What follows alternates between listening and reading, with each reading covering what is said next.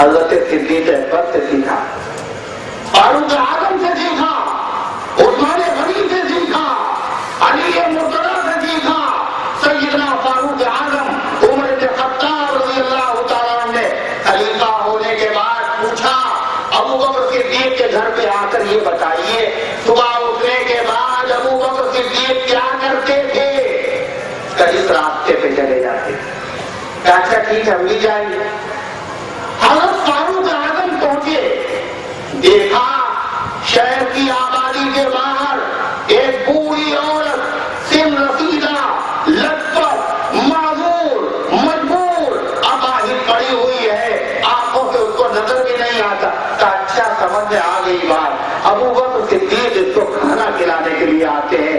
حضرت فاروق اعظم عمر بن خطاب صدیق اکبر کے نقش قدم پر چل رہے ہیں، اور پہنچنے کے بعد ایک لقمہ بنایا، نوالے کو توڑا، ہاتھوں کو اس کو نرم کیا، ملائم کیا، اور جب اس ضعیفہ عورت کے منہ میں رکھا تو چیخ پڑی اور کہا لگتا ہے جو روز کھلاتا ہے وہ تھا وہ مر گیا، لگتا ہے جو روز مجھے کھانا کھلاتا تھا وہ مر گیا، آج کوئی دوسرا اے بڑی جی اللہ کی بندی، میں نے لقمے کو توڑا اور اس کو ملائم کیا، آگ سے نرم کیا، اور اس کے بعد تیرے منہ پہ رکھا ہے، اور تو یہ کہہ رہی ہے میرے پورے جسم میں سوئیاں چبھنے لگی۔ جو روز کھلاتا تھا وہ پہلے لقمے کو بناتا تھا اور منہ میں چباتا تھا، اور چبانے کے بعد اپنی نرم زبان سے میری زبان پر لقمے کو رکھتا تھا۔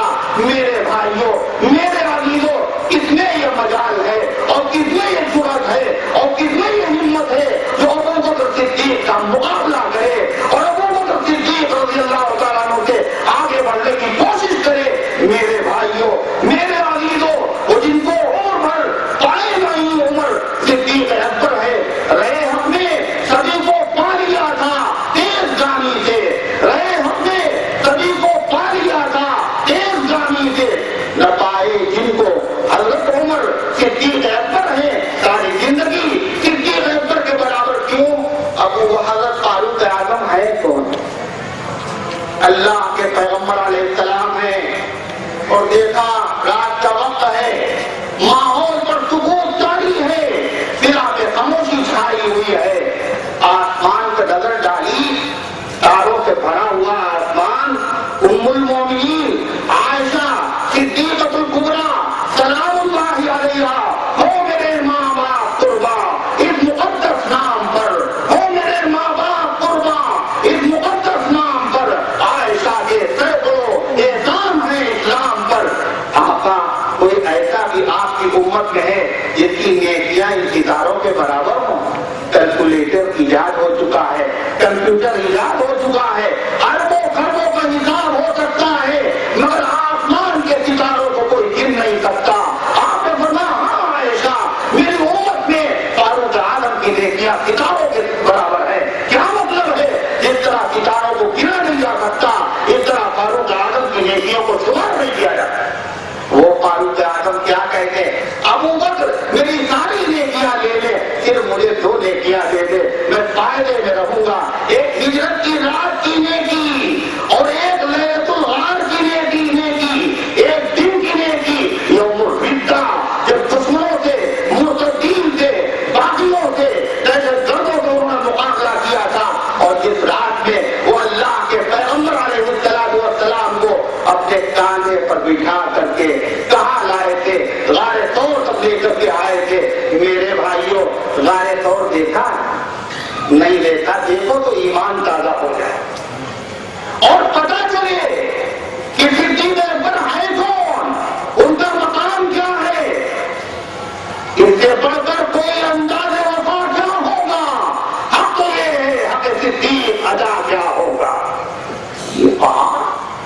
یہ بات اربوں خربوں انسان چڑھے اور اترے، آج کی نوجوان کڑیل جوان اگر چلتا ہے حلق ٹوٹ جاتی ہے، ہوٹوں پہ ٹکڑیاں بن جاتی ہیں۔ اللہ اکبر، صدیق اکبر اکیلے نہیں ہیں، آقا کاندھوں پر ہیں اور اس کے بعد اٹھا کر کے لے کے جا رہے ہیں حضور پاک علیہ السلام کو غار طور تک۔ جاؤ نہ کہیں اور نہ کسی اور سے پوچھو،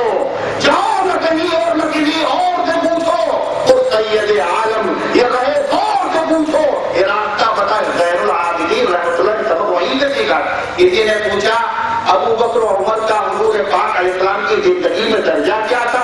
اللہ اکبر، طوبیٰ لہو ثم طوبیٰ لہو، واقعی یہ جواب حضرت زین العابدین ہی دے سکتے تھے۔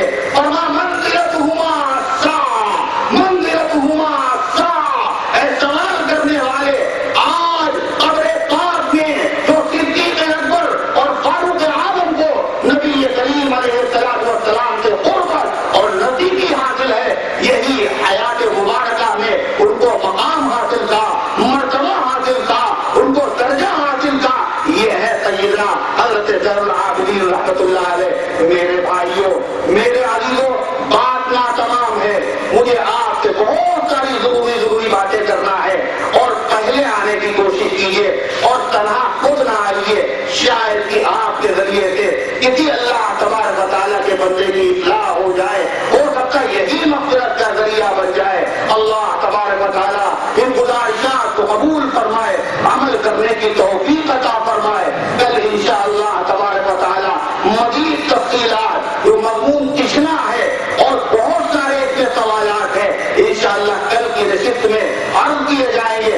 اللہ تعالیٰ ان گزارشات کو قبول فرمائے، عمل کرنے کی توفیق نصیب فرمائے۔ وآخر دعوانا الحمدللہ رب العالمین وعلی آل سیدنا کما تحب وترضى عدد ما تحب وترضى اللهم انت السلام ومنك السلام تبارك يا ذا الجلال والاكرام ربنا آتنا في الدنيا حسنة وفي الآخرة حسنة وقنا عذاب النار اللهم احفظنا من كل بلاء الدنيا وعذاب الآخرة اللهم إنا نسألك العفو والعافية في الدنيا والآخرة اللهم إنا نسألك الجنة ونعوذ بك من النار۔ اے اللہ ہم سب کی حاضری کو اپنی رحمت سے قبول فرما دے۔ اے اللہ تو نے بلایا ہے تو ہم حاضر ہوئے ہیں، تو نے کہلوایا ہے تو ہم نے کہا ہے، تو نے سنایا ہے اللہ تو ہم نے سنا ہے۔ اے پروردگار عالم، جو دین کی باتیں، قرآن کی باتیں، شہداء کی باتیں، انبیاء کی باتیں ہوئی ہے، اے مالک اپنی رحمت سے ان کو قبول فرما لے۔ اے اللہ عمل کرنے کی توفیق عطا فرما دے، نفس و شیطان کے دھوکے سے، غیر غضب والے کاموں سے ایک ایک ایمان والے اور ایمان والی کی حفاظت فرما۔ اے اللہ سارے عالم میں ہدایت کی ہواؤں کو چلا دے۔ اے اللہ عالم اسلام میں امن و امان قائم فرما، دشمنان اسلام کی سازشوں سے پوری امت کی حفاظت فرما، حرمین شریفین کی حفاظت فرما، مسجد اقصی کی حفاظت فرما۔ اے اللہ نوجوانوں کی، بزرگوں کی، ماں اور بہنوں کی حفاظت فرما، اس ملک کی حفاظت فرما، اس شہر کی حفاظت فرما۔ اے اللہ جہاں کہیں تیرے بندے پریشان حال ہے، غیر سے ان کی مدد فرما۔ اے اللہ جو بیمار ہیں، جنہوں نے پرچے دیے ہیں، زبانی دعا کے لیے کہا ہے، اے اللہ تجھے خوب قدرت حاصل ہے، تو شافی مطلق ہے، اے اللہ تو سب کچھ کر سکتا ہے۔ اے اللہ ان تمام بیماروں کو شفا عطا فرما، تمام حاجت مندوں کی حاجتوں کو پورا فرما۔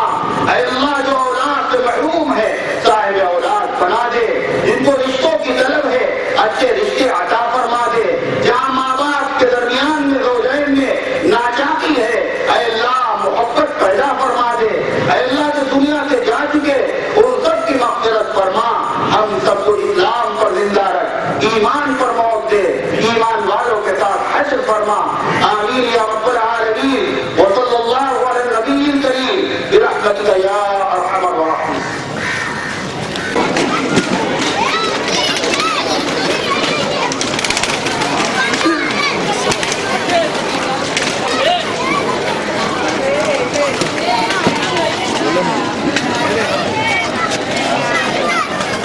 بچوں کو پوچھ لو